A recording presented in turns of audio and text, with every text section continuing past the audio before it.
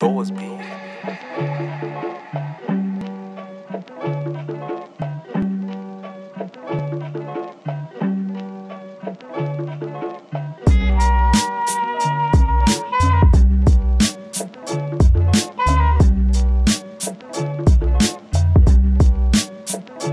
Boas B.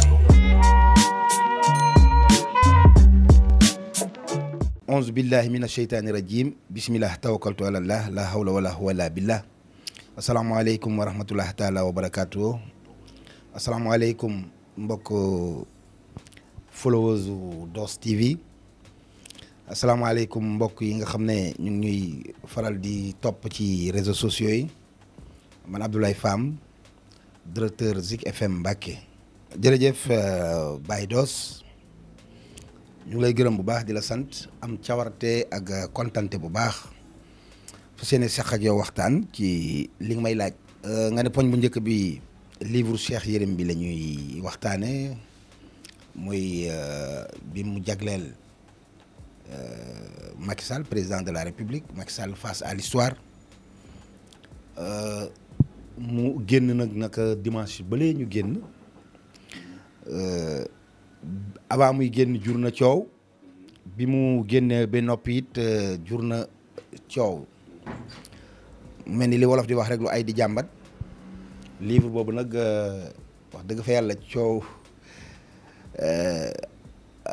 drainer na coow lu bëree bëri mais nag pour man dugguleet quoi, dugguleet dans la mesure où Cheikh Yérim Seck defe naa livre bu mu mës a bind rek am na coow. ndax bi nga xam ne moom la mujj a bind avant Macky Sall face à l'histoire juróon na fi coow, mooy les goulots qui étranglent le Sénégal. boobu it boo fàttale ko wala bu nit ñi fàttale ko bu baax xam nañ ne indi woon na ci coow lu bëree bëri rawatina ci benn chapitre bu ndaw boo xam ne sax lu jëm ci wàllu làmb ji la ci wax. ndax buñ ne les goulots qui étranglent le Sénégal moom mooy géng yi nga xam ne ñoom ñoo tee Sénégal seqi tànk jëm ci kanam, nee na làmb ji da caa bokk ba tax na axlu làmb jógoon jamono jooju di ko dal. kon xam nga Cheikh Yérim Seck bind livre mu jur coow dugguleet bii it zalika, ndax livre bi li muy bëri 22 chapitres la, waaye mel na ni ñaar wala ñetti chapitre moom la ciy waxu Sonko. tax coow li bëri trop. xam nga Sonko ak ñi mu àndal moom dañoo làmboo coow ba képp ku leen laal rek te bëgg coow da ngay dem laal leen. bu boobaa loo bëgg ci coow yàlla dina la ko defal. kon coow li muy bëri ci livre Cheikh Yérim Seck boobu Sonko ak ñi mu àndal ñoom ñoo ko fi indi. et pourtant ñaar wala ñetti chapitre rek lañ leen ci laal, du chapitre sax mais ñetti yoon wala ñaar wala ñetti yoon lañ leen ci tudd. waaye teewut dafa mel ni ñoomam livre bi dafa mel ni Cheikh Yérim Sonko ko taxoon a jóg ci livre am boobu, alors que nii le titre nii le contenu du livre taxut Sonko taxul mu jóg. picc bu lakkee ci taat moom souvent foo ko fekk day bëgg moroom, man noonu laa ko jàngate rek. ça ne veut pas dire que bu ñu waxante dëgg rek te aqulaay taalaa la ñuy waxee, ça ne veut pas dire que histoire boobu Cheikh Yérim Seck expliqué ci biir livre am bi amoon na 2012 que war da am 2019. d'autant plus que ay nit a koy def, même bu fekkee Macky Sall la dal en 2012 mais 2019 nee nañ Sonko la dal. où est le problème? wala histoire boobu moom benn yoon lay am ci àddina dootul amaat, mel ni yonent ñu naan yonent moom benn yoon lay wàcc ba ilaa yawmi diini beneen yonent du wàccaat. maanaam daal njaaloo ca corniche ba bu xesee am benn yoon en 2012 comme am na 2012 dootul amaat ilaa yawmi diini. maanaam bu amaatee rek day mel ni 2012 ba lañ jëlaat rek ñëw yekk ko ci 2000 nangam bi. loolu du waxu nit, waxu dof la pour man. non neew ma moom la de mosuma laa moom la, man bindaanuma damaa liir. dama ne ñi koy weddi laa wax, suñ koy weddi nañ ko tekki ay argument yu leer. xam nga far ak parparloo loolu mooy seen différence. nit loo ko bëgg it da ngay jiital toujours maandute. nit it loo ko bañ it toujours jiitalal sa maandute. tubaab di ko woowee objectivité. Il faut être objectif surtout nag rawatina ab journaliste. man neew ma li Cheikh Yérim bind ci livre bi dëgg la wala dëgg ndax man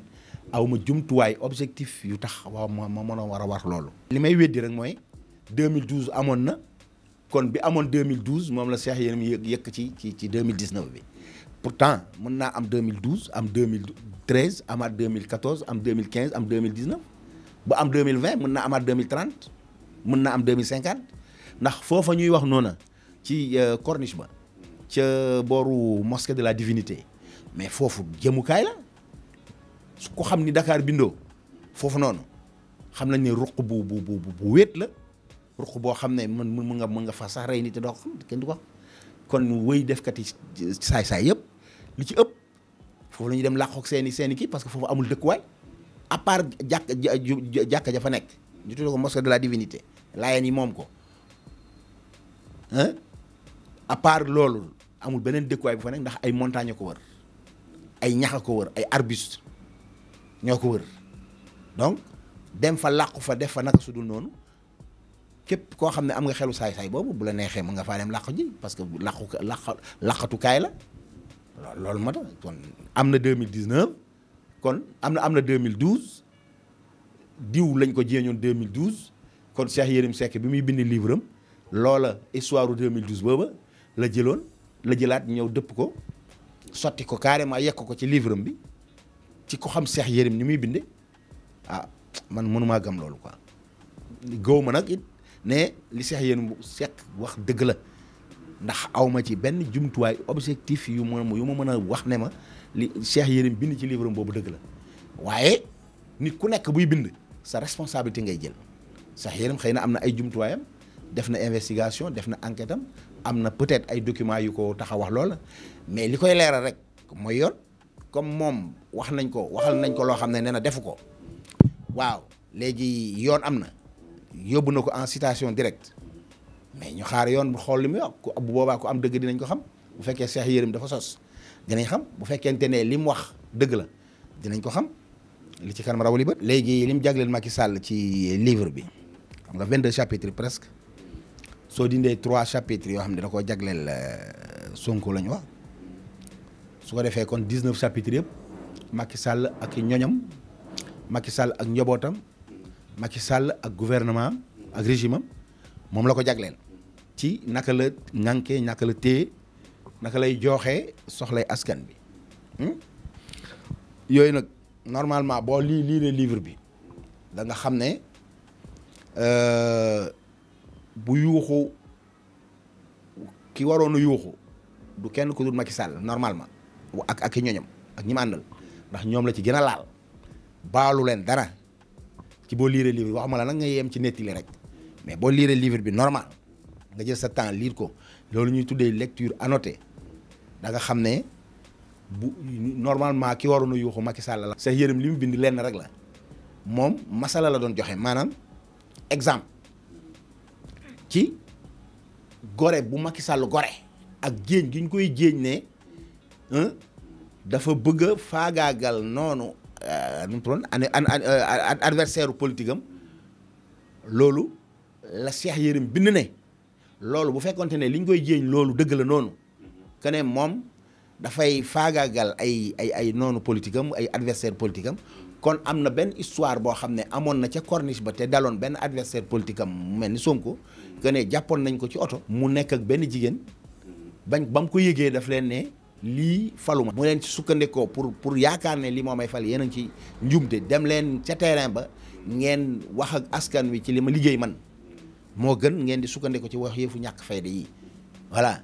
maanaam moom nee na du tirer benn ci ambulance ñaareel ba du xeex au bas de la ceinture ak nit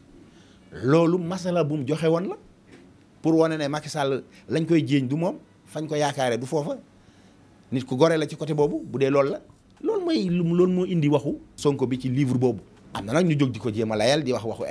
ay temps conditionnel la employé loolu waxu journaliste la xam nga le temps conditionnel bu fekkente ne journaliste bi da koy employé dañ ne buy wax du wax lu ko wóor c'est parce que li muy wax wóoru ko wala leeru ko wala amu ci yàqin moo tax mu employé le conditionnel non ça dépend le conditionnel c'est un temps boo xam ne temps léeg-léeg mu nekk un temps certain léeg-léeg mu nekk temps incertain loolu day am non mais loolu amul sax livre bi boo ko liiree conditionnel amu ci plus que parfait moo fa nekk passé composé ak présent moom moo fa nekk loolu amul même bu employé woon conditionnel mais ça l'engage moom ça l'engage ça ne veut pas dire que li muy wax du dëgg parce que nit booy bind aussi da ngay jël ay garde-fou loolu day am ça ne veut pas dire que man employé naa conditionnel que li may wax wóoruma dara leeruma ci ay garde-fou yooyu jël la rek kooku c'est une façon d'écrire c'est un mode d'écriture ci journalisme donc mën naa doon ñaari sens yëpp li ngay bind leeru la wala it li ngay bind nga ut ci ay garde-fou donte leer na la nga wut ay garde-fou teg moo tax ngay def ngay employer le conditionnel. koo xam ne doxalinu Sénégal yitteel na la surtout koo xam ne nag téyin bi Macky Sall téye réew mi yitteel na la boo liiree livre bi da ngay xam lu bëree ci anam yi Macky Sall téye réew mi depuis 2012 ak léegi. mitinu Kër Massar bi pour man mitin test la woon mitin de mobilisation la woon. ci ni ma ko jàpp meeting test pour natt dooleem natt kattanam natt popularité natt cofeel gi nga xam ne sénégalais yi am nañ ko ci moom wala ay nitam am nañ ko ci moom loolu mooy meeting test bi meeting de mobilisation de remobilisation sax lay wax mooy fexe jàjjiwaat boppam ñaaxaat ay ñoñam ci liñ jëm ndax liñ dëgmal nag képp ku ko réere mbir dama jàpp ne doon it ndax nag li waa ji doon wax naan xeexe nga ca kanam tey xuloo la waaye xeexe nga ca kanam donc ci jamonoy xuloo lañ toll nii mais nag xeex mu nga ca kanam loolu il faut nga waajal sa bopp préparer pour bu yegsee nga mën a am nooy joxe xeex boobu ndax réussir na ko nag wala réussiru ko foofu la wax ji nekk pour man réussir na ko ndax ku woote rek fukki nit wuy si la rek sax réussir nga wax ma laa nag nga woote mbooloo wuy si la am na nag waa APR yi wax naan fañ ko defee dafa tuuti moo tax pour muy fees dafay yomb ba nga xam ne fees boobu mu feesoon ba ne dell pour ñoom fañ ko wootee moo tuuti mooy terrain de football la boo xam ne su bëree ba bëri 2000 personnes wala 3000 personnes sax xeju fa wala moom mooy contenu bi donc le contenant était beaucoup plus petit moo tax le contenu gars yi di ci am ay sikki sàkka xeex la léegi gatsa amatul bale tubaab mooy wax œil pour œil dent pour dent maanaam boo ma luqee ma luqi la yaa ma dégg boo ma mattee ma matt la xam nga moom sax waxoon na ko fi benn bés ku leen matt leen ko ba damm bëñ ba ku leen weq leen ko ba damu tànk ba xam nga moom wax na ko 2021 bu si je me rappelle très bien bu sàmm jikko yi doon benn ndaje bu sàmm jikko yi doon amal foofu la ko waxee donc moom gatsam boobu yàgg na ci boppam du guleet c'est pas la première fois mu koy wax xëy na ni mu ko waxee keroog ci Kër Massar dafa wuuteeg ni mu ko waxee woon ay jëmmi jamono rek mais gatsa mooy loolu rek maanaam tey dootuma la baal dara c'est la loi du talion waaw fekkente ne mbooloo mi ñëwoon Kër Massar la yaakaar pour jàmmarloo ak état du Sénégal bi yore armée yore police yore gendarmerie yore yeneen force spéciale yu nit ñi xamul ndax état du lépp lay wone du lim am lépp lay génne am na ci ay forces spéciales yoo xam ne ñu ngi ci les différents corps des forces de l'ordre yu nit yi xamul yoo xam ne bu bés la ñuy xaar pour jóg wala événement la ñuy xaar pour jóg wala jafe-jafe wala problème la ñuy xaar pour jóg ñooñu kenn xamagu leen ñii jaamarloo ak gone wala nit ñi ci mbedd mi ñooñu ñeneen la loolu leneen la mais dama ne bu fekkente ne mbooloo mi ñëwoon Kër Massar la Sonko yaakaar pour jaamarloo ak les forces de l'ordre dama ne bu yeboon na dem waajalaat genn jàjjuwaat ndax mbooloo moomu benn contingent au police rek attanu leen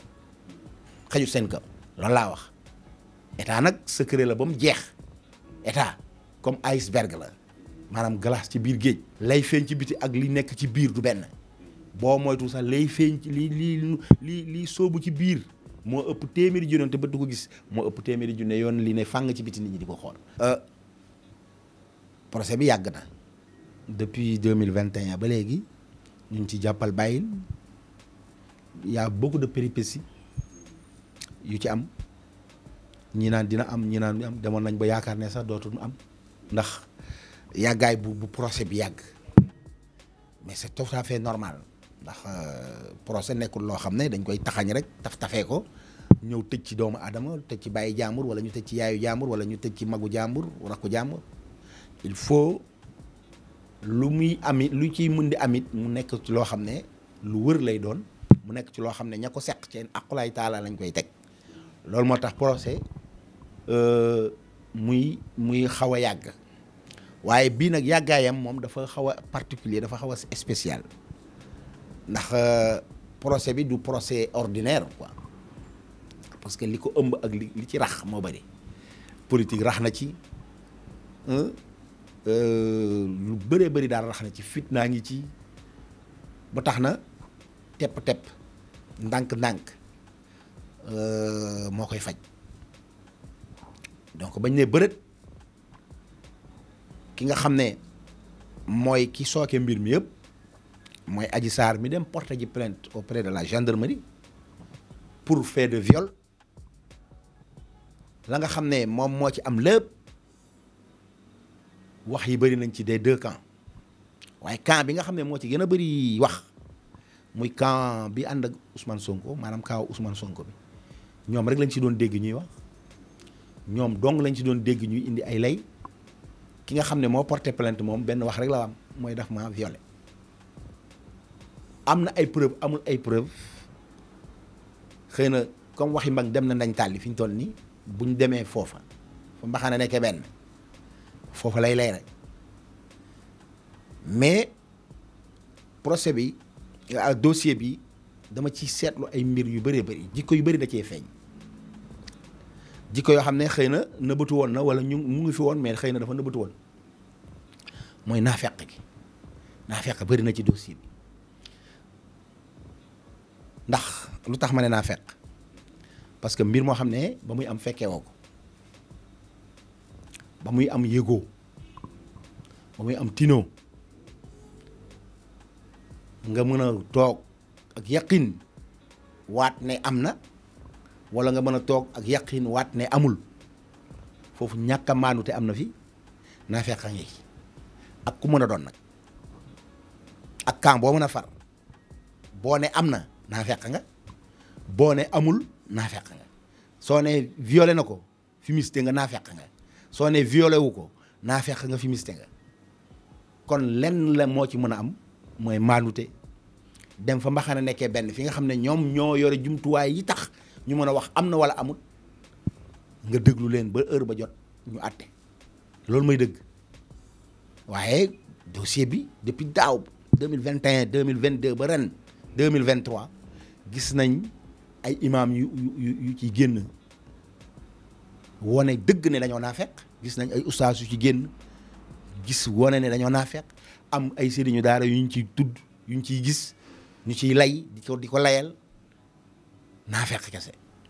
loolu moom sama baat bu ma ñor la baat bu ma faral di wax la parce que dama ko gis waa Ousmane Sonko yee koy wax waa Ousmane Sonko yi ñooy wax ne damaa contre seen mbër parce que ñoom noonu lañ mel noonu mooy seen ADN maanaam noonu la leen yàlla binde maanaam parce que ñoom dañoo jàpp ki ñu jiital xalif général lañ ko teg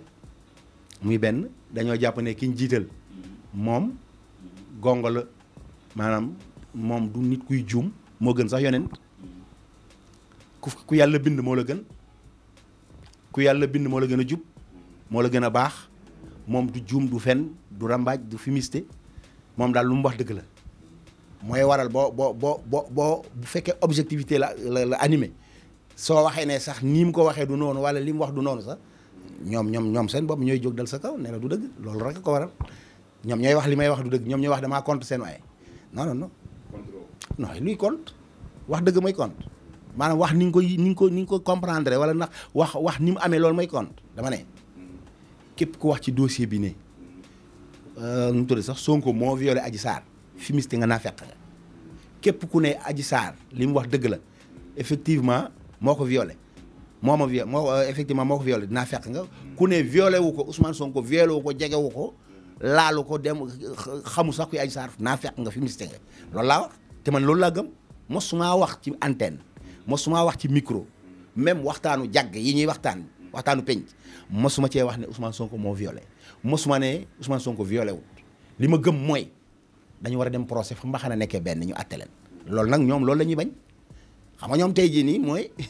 li ñuy bañ a dégg mooy dem procès mais lu ñuy ragal ci dem procès comme defuñ dossier bi dafa vide n'est-ce pas loolu la ñu wax dossier bi dafa vide defuñ yëguñ tinuñ kon lu ñuy ragal ci dem ci procès yow nan ngay amee 14 avocats ñoo xam ne ñoom ñoo lay layal ci kanamu fa mbaxana nekkee benn yow nga am yàqin yow si sa bopp ne man defu man dañ maa complot waa koy bu ñu la woowee yow da nga war a yàkkamtee dem pour wone ne pour déterminer fu leeral ne dañ complot bi fii la commencé fii la yem lii moo ci am looy ragal doo ko def ci kanamu nit ñi doo ko def ci mbedd doo ko def ci meeting loolu yaa ngi koy defee devant la barre fa mbaxane nekkee benn tribunal nga koy defee mu am fulla mu am fayda mu am njëriñ mais pas ci kanam nit ñi mais gis nañ ne dossier ba mu commencé ba léegi camp bi nga xam ne ñoom lañ jéeñ mooy les défendeurs ñoom ci presse bi lañ nekk rek ci micro yi lañ nekk rek di lay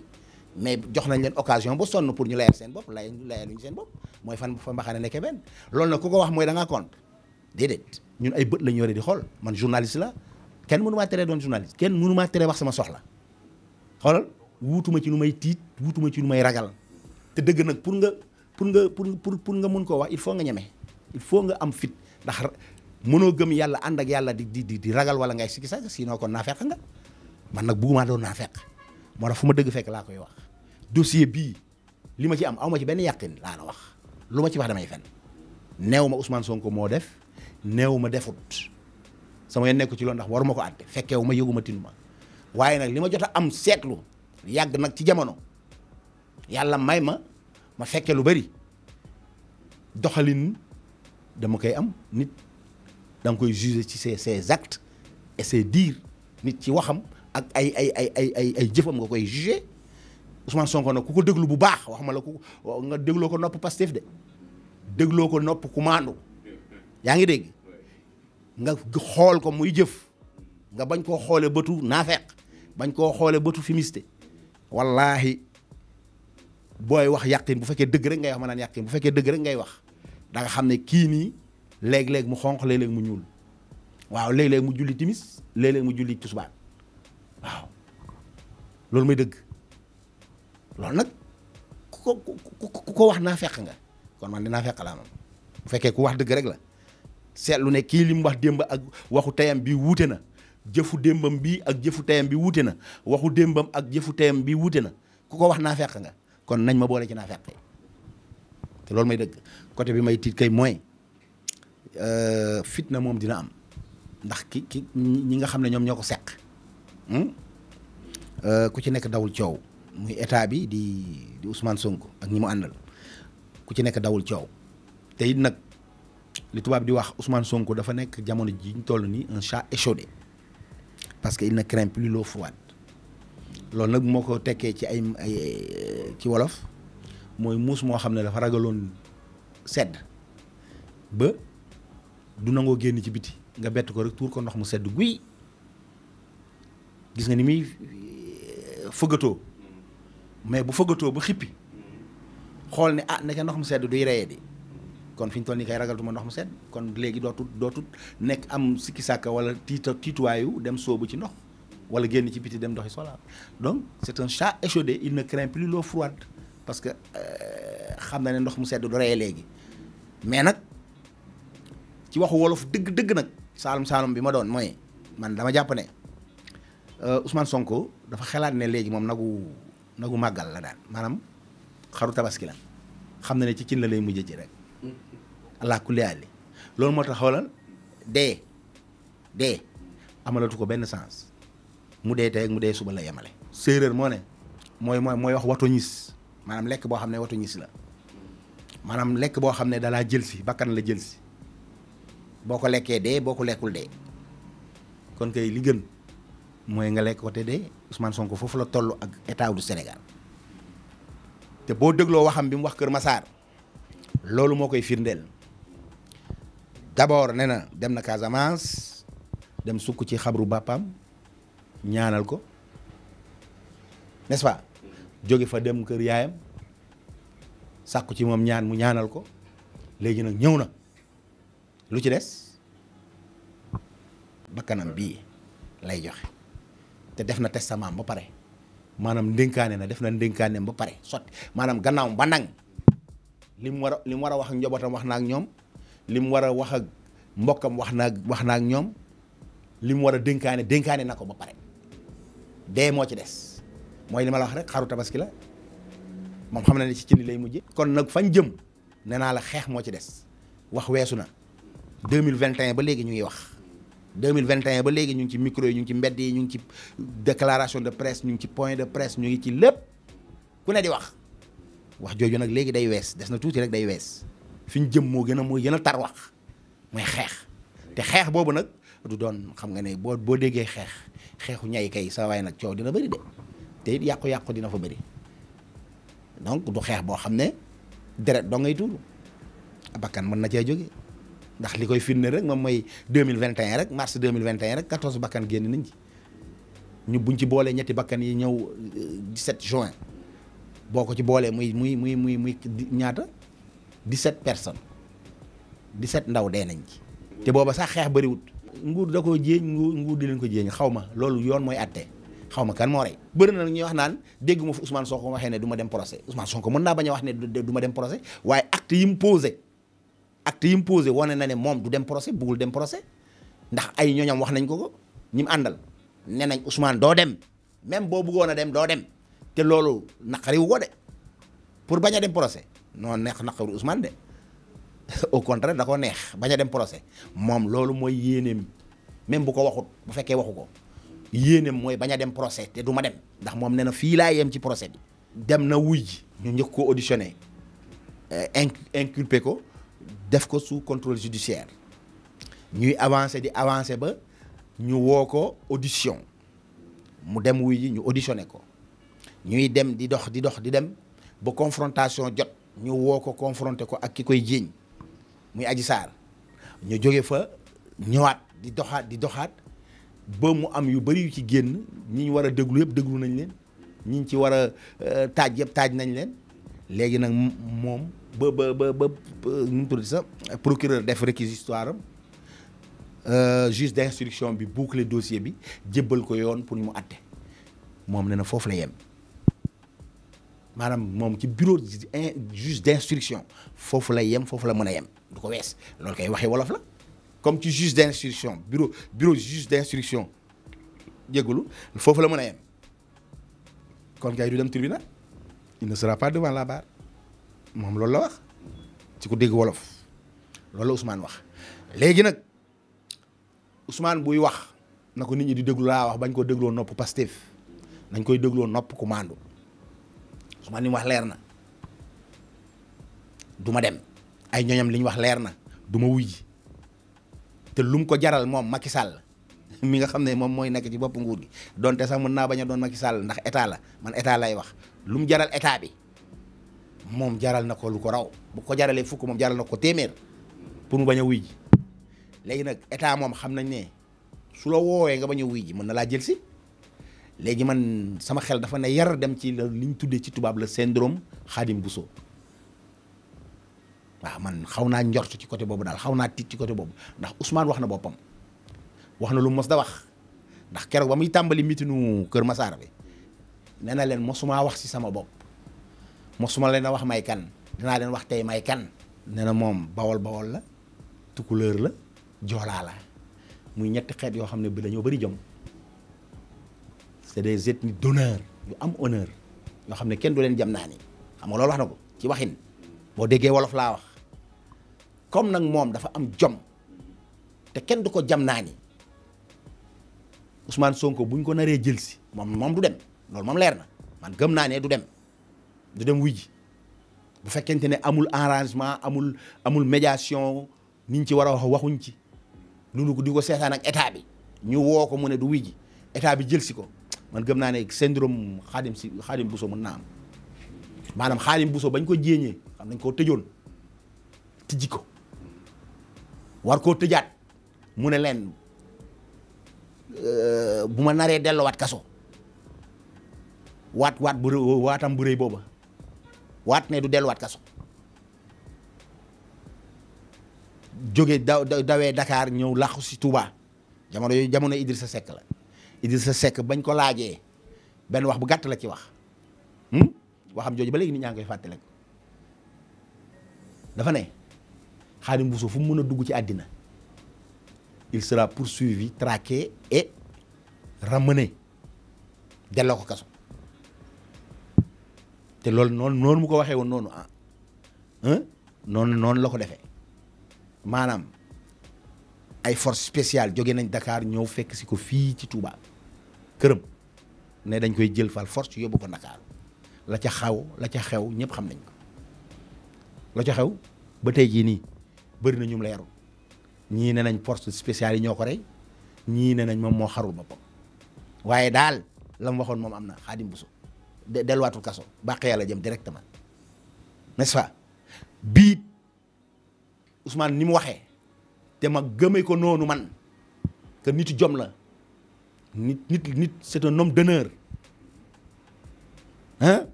non du doon xaru tabaski daal naru bugg da doon xaru tabaski donte nit ñaa ngi ko koy jéeñ nag mais du doon xaru tabaski du dem ca cin la du dem wuy ji ñu koy rendi la wax man gëm naa ne su demut dinañ ko jël si te buñ ko jël see du dem à moins que laa la wax ñaari condition moo ci am soit mu am médiation bu dëgër bu dox ci diggante bi ñu waxtaane ko ou bien ñi koy jël si nekk ay forces yu professionnelles wala ñu bett ko mais bu ñu fàttee Ousmane mu ngi ñaari fetelam te Ousmane homme d'honneur la encore une fois gëm naa ne am na nu muy demee daal moom dee moo koy gënal dem wuy ji Adji Sarr jàkkaarloog Adji Sarr wala jàkkaarloog ku ñuy wax maître El Hadj Diouf di muy wax muy tontu mën naa nag dem mën nañ ko yedd mu dem wuy ji waaye état moom xam naa ne fa mu taxaw mu ngi fa taxaw suñ ko woowee maanaam buñ ko convoqué te demut dañ koy jël si loolu mooy principe bi waaw te moom gëm naa ne buñ ko jëlsee man gëm naa ne jomam mayu ko ñu koy yeew ak takk ba mu dëgër di ko diri di ko yóbbu fal force di ko teg ci ay kanamu baar Ousmane Sonko xelam góoma du genre boobu daal xam naa nag ñi ànd ak moom mën nañ bañ a gisee man ni ma gisee mën nañ ko bañ a comprendre ni ma ko comprendre waaye man loolu laa gëm de syndrome Khadim Bousso bi moomay xeeñ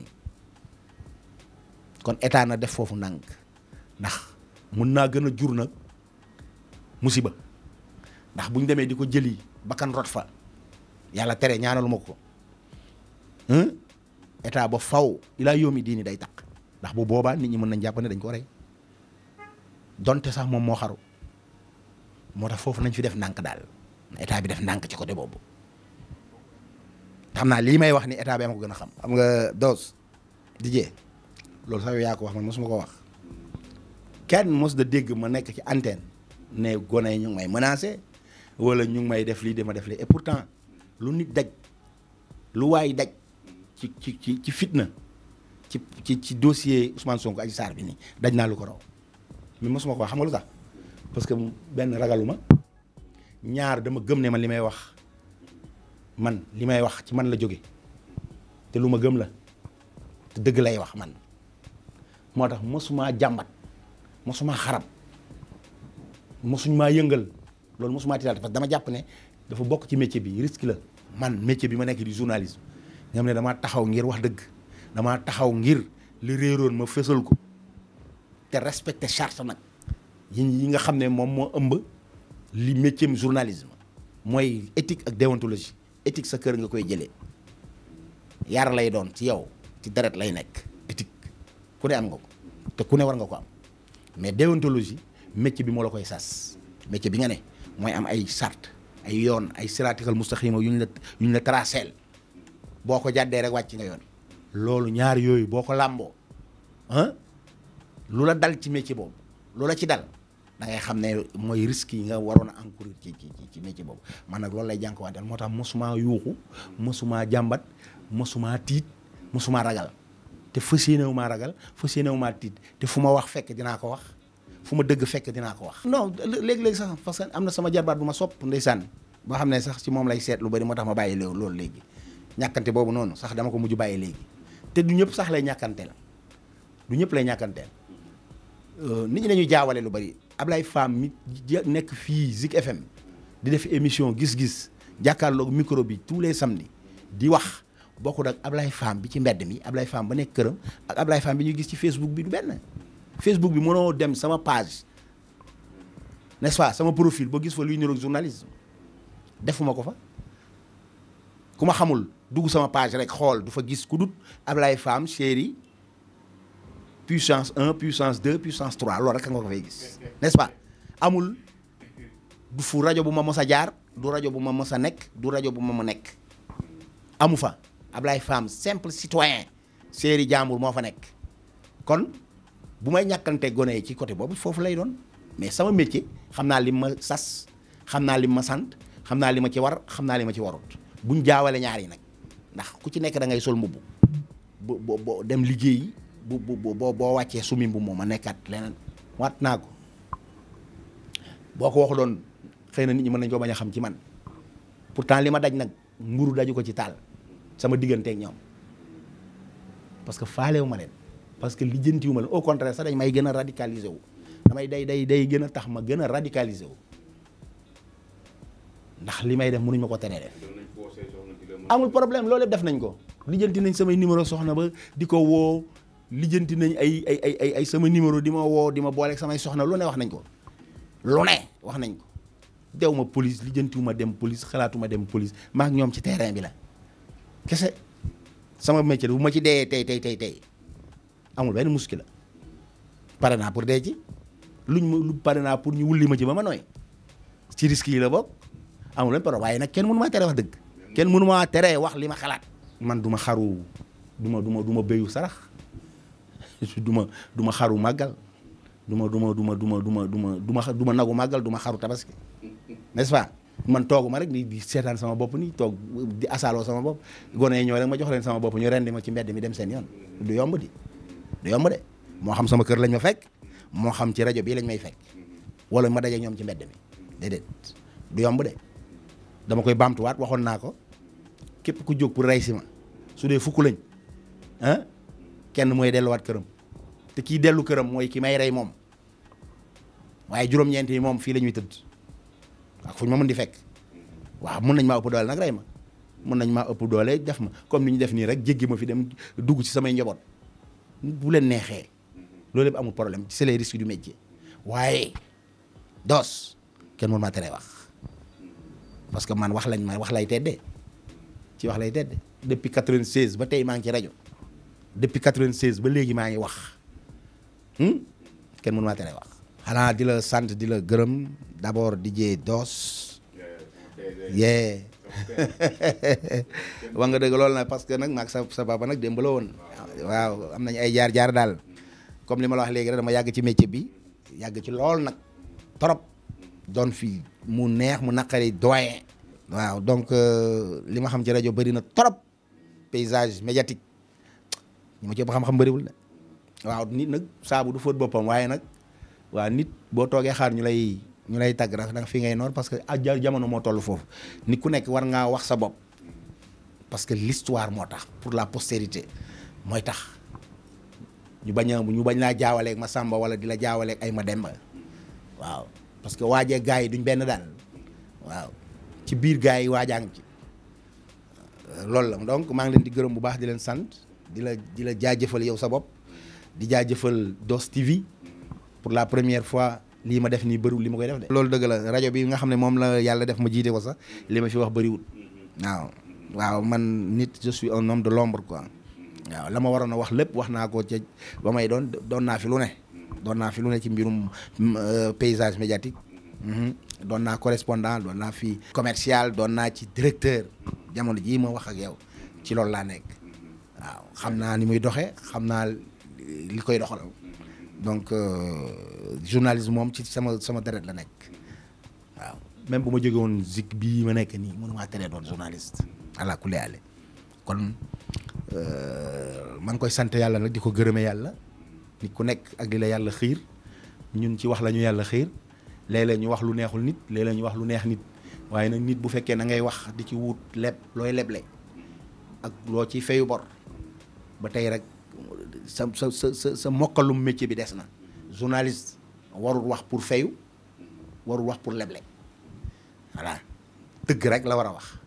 te dafa am dëgg bi noo koy waxee loolu mooy métier bi nag c'est pas toutes les vérités ne sont pas bonnes à dire mais métier journaliste dañ la ne nga être objectif donner l'information juste et vrai loolu rek la dafa am dëgg bi noo koy waxee pour mu mën a jëriñ donte dëgg la am na noo koy waxee du jëriñ loolu yëpp nag boo yàggee ci métier bi nga koy xam donc mu nekkul lu la neex nga wax lu la neexit nga waxee ko dafa am noo koy waxee pour mu mën a am portée bi nga bëgg dafa am noo koy waxee pour mu am njëriñ mu mën a am njëriñ li nga bëgg bi nga soxla loolu rek mooy métier bi du leneen. ñu ngi lay gërëm di la sant di gërëm say followers di gërëm mboolem ñoo xam ne rek dinañ ci tombe ci vidéo bi nii ñu leen di sant bu baax di leen gërëm.